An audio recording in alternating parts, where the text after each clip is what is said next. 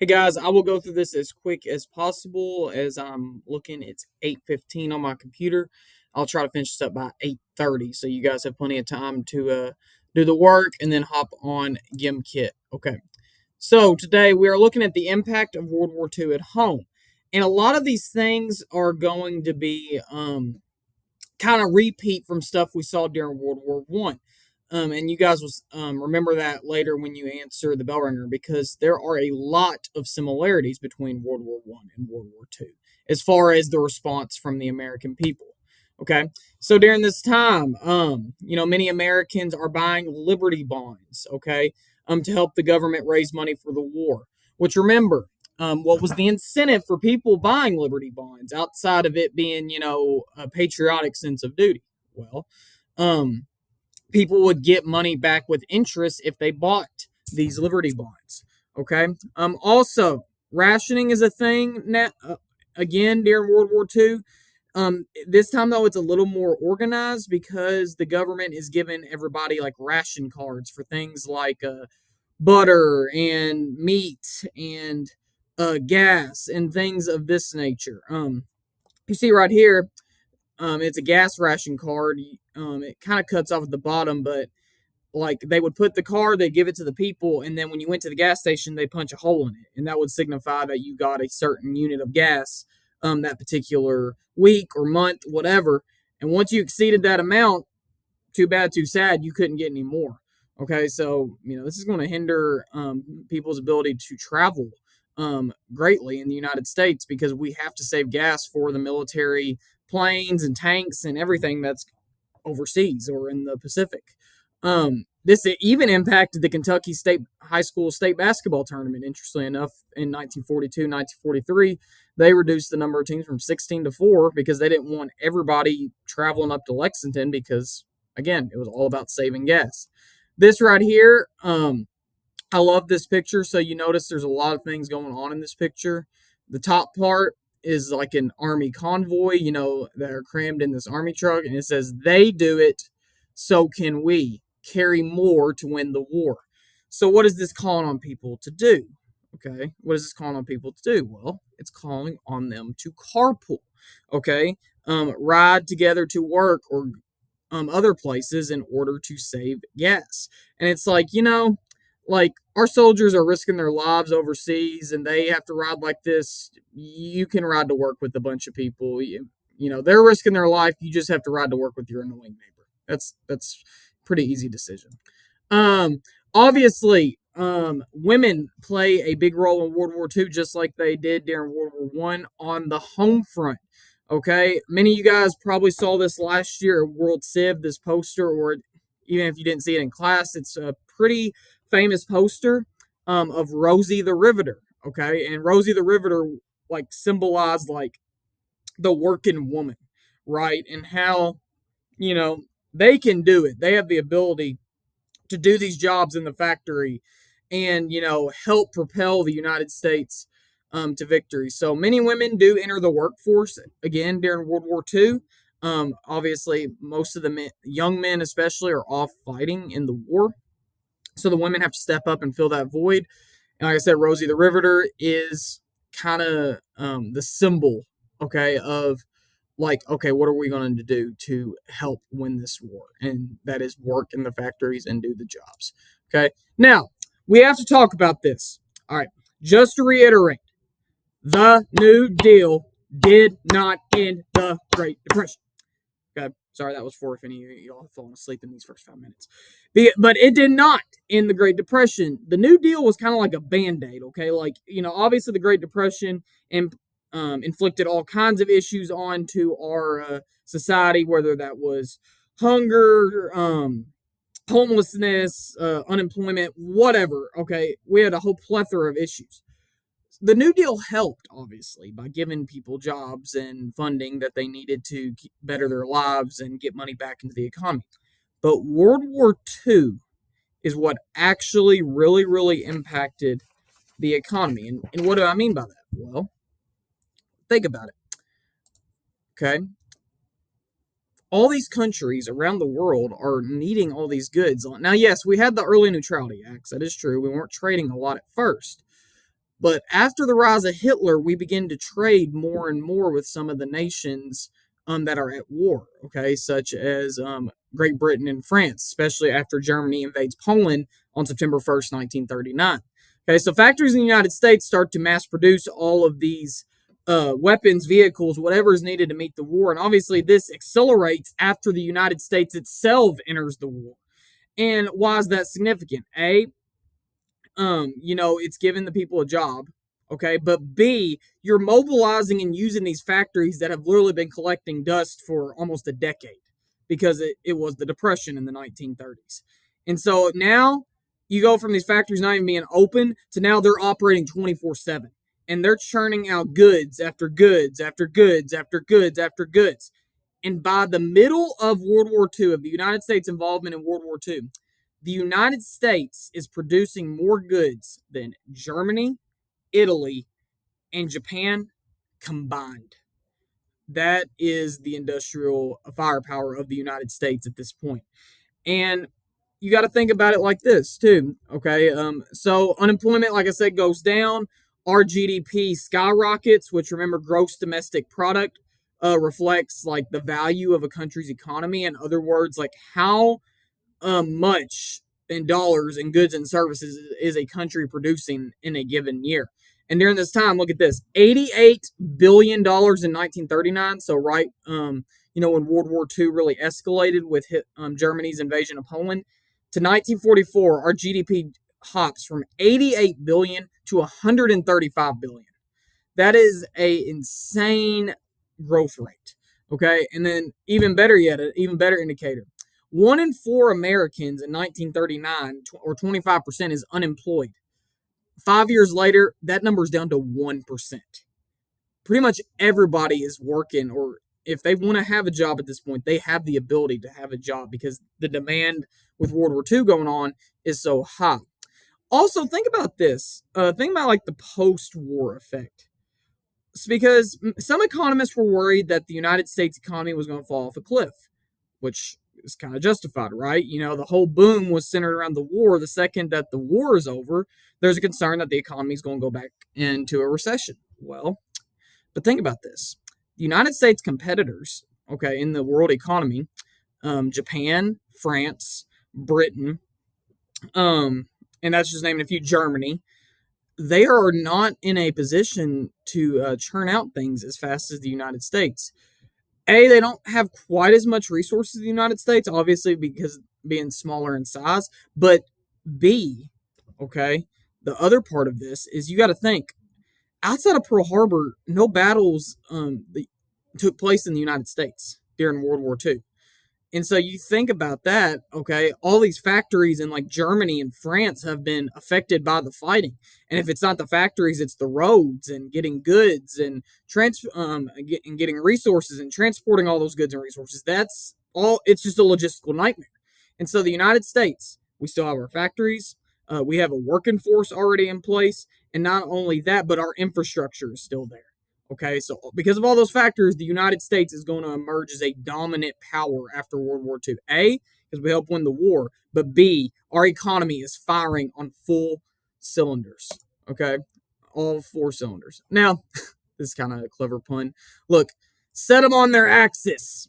Okay, and they're sitting on their butts, but Axis, talking about the Axis power. So here's Mussolini of Italy and Hitler of Germany and Hirohito of Japan. And how are we going to sit them on their axis? Well, it says, let's go, everybody, keep them firing. So this is calling on the American people to continue to get these goods out to the soldiers, whether that is the American soldiers itself or our allies, the British and Soviet soldiers.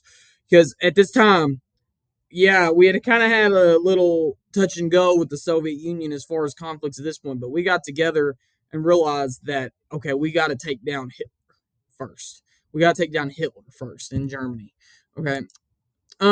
Now this right here, it's a picture from the 1940s.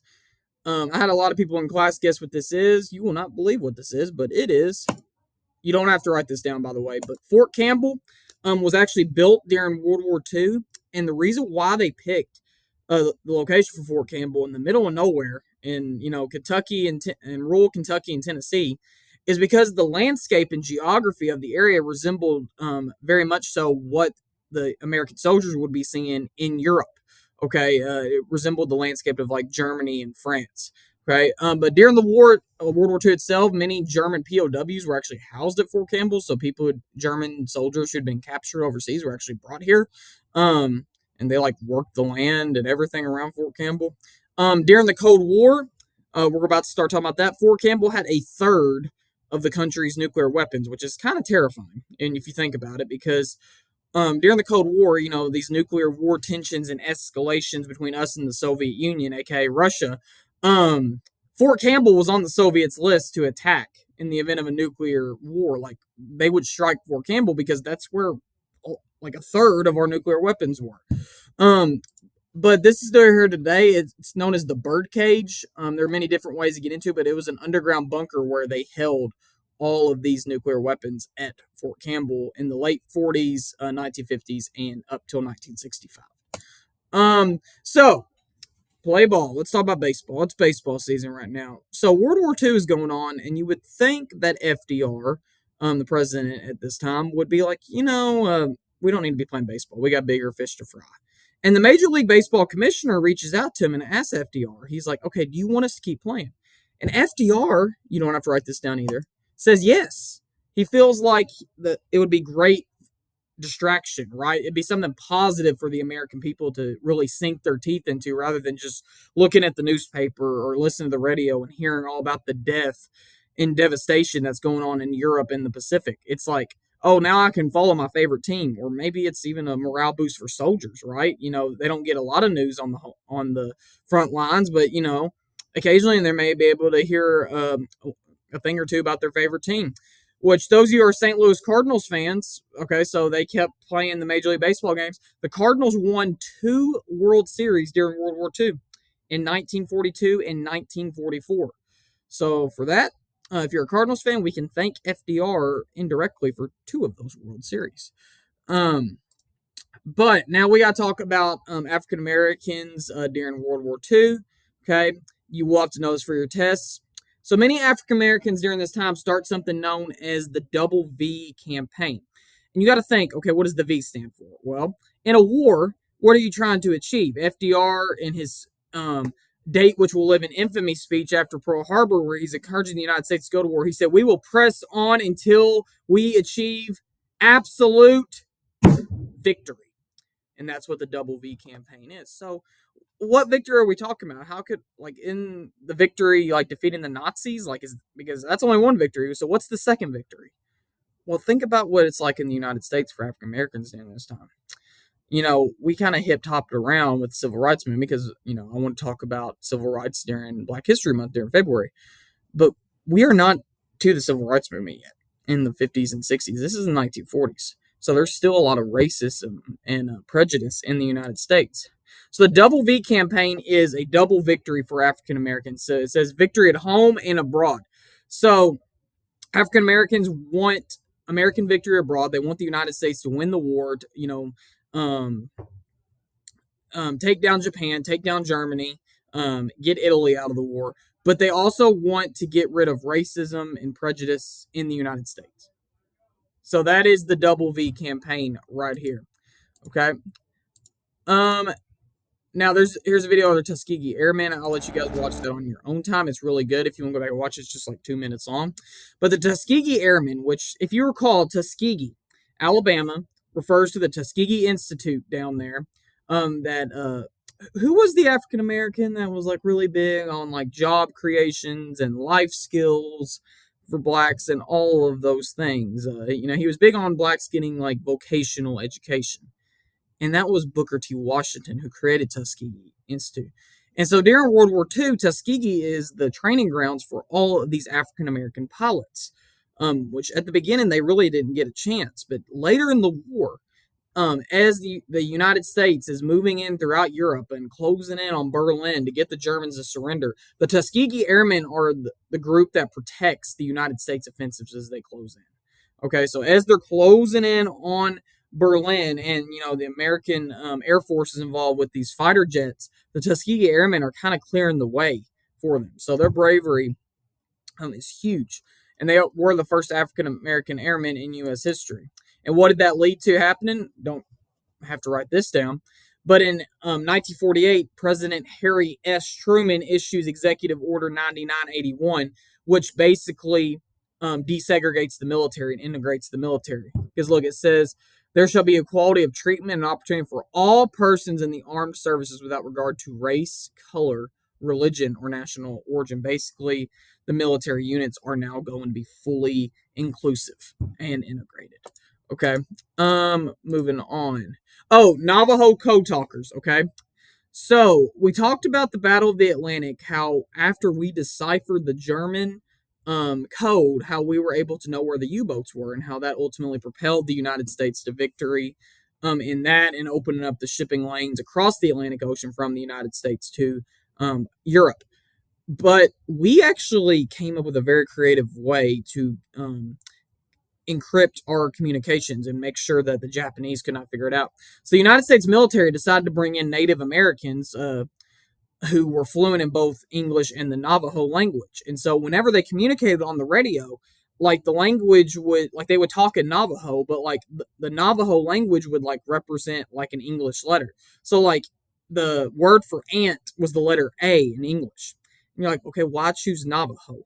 Okay, well, it's a Native American language, so the Japanese are not even going to be remotely familiar with it, right? And that's part of the reason why the Japanese never deciphered the code and what led to us winning in the Pacific. But the other part of this is that the Navajo language is not a written language. Now, what do I mean by that? Well, like the English language is a written language, right? Like we have letters, like there's an alphabet, and that's, certain letters make certain sounds, and there's all these rules.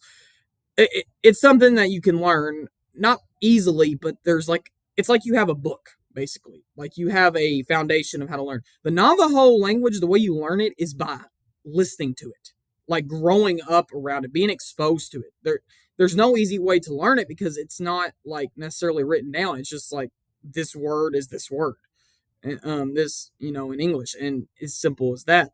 And so because of this because of this confusion, the Japanese were never able to decipher it, and this paved the way for many Marine victories in the Pacific theater that we're going to talk about next week. So you got to think about this. Why is it ironic that the United States government is encouraging the natives to use their own language, the Navajo language? Well, I always ask this in class, like, okay, what have we done to the Native Americans in the 1800s? And everybody's like, oh, well, we made them go into reservations. True, but we did not stop there. We wanted to civilize the Native Americans, right? We wanted to Americanize them and teach them how to be American. Remember the white man's burden that we talked about during imperialism. Okay, and so why is it ironic? Well, we had literally told them that, like, yeah, you can't speak your native language, you have to know English, and you have to be one of us. And now during World War II, when it suited us, we're like, you know what? Use your native language because it's to our advantage. And so that's the irony in all of this right here. You guys don't get a break. So Executive Order 9066. This is issued by FDR after Pearl Harbor because many people on the West Coast are paranoid. And why? Well, there's many people of Japanese heritage who live on the West Coast. And so after Pearl Harbor, people are afraid of double agents. And so what does FDR do in response? Issues one of the worst executive orders in the history of the United States, the Japanese internment camps. Okay. And in this case, okay, what FDR's executive order did is basically pushed for like the relocation of all these Japanese Americans, and they had to live in camps during the course of the war. And you're like, oh, so it was just like people that were a threat to society, or maybe they were here illegally. No, we are talking about full-fledged American citizens. They were born here. They might have voted before. Yeah, they were taken from their homes. Their property was seized. Their radios, their guns, whatever, and they were forced into these camps. And somebody's like, everybody's always like, what? That's kind of what Hitler did, right? Like with the concentration camps. Well, and then obviously the Nazis upgraded to the killing camps, the extermination camps with the gas chambers. But we were not killing the Japanese Americans, but we were still putting them in camps against their will, just because of who they were and nothing else. What makes this worse is that obviously the role of the Supreme Court in our government is to kind of act as a safety net, right? They look at laws passed by Congress and acts passed by the president, and they determine whether or not, okay, is that going against the Constitution? Is this going against the Constitution of the United States? Is this infringing on the rights of citizens? And if it does, boom, it's declared unconstitutional, invalid. It ain't a law. It ain't an executive action. But what makes this executive order particularly worse is that the Supreme Court looked at this multiple times in many different cases, and every single time they ruled in the constitutionality of these camps. And they said that it was okay because it was a matter of national security during wartime, but still, not the United States' best moment here. Let's see, I believe. So there's the camps right there, that salmon area. That's the areas that they were forced from. You see, notice these stars, they represent the camps. Some of these camps are really far inland. Like there's some over here all the way in Arkansas. Now, disregard all of this. Okay, all that you guys are doing the rest of this time, you have three things, and this is on the board. Okay. You are going to do the guided reading notes over the Japanese internment camps. So it's like a reading and there's questions. You answer as you go along. You will turn that into the tray with your name. Okay. With your name. So I know who you are.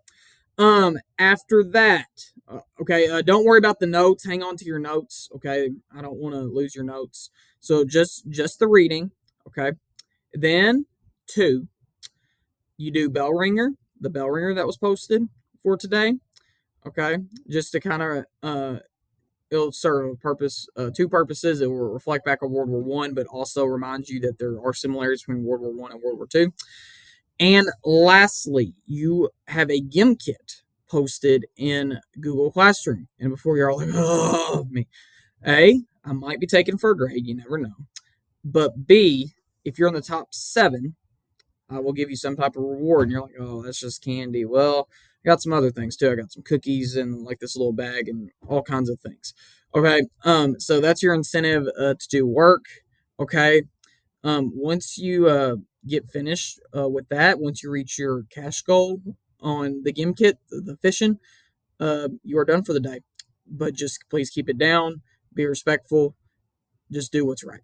Okay. I will see you guys on Monday. And I hope you guys have a fabulous weekend.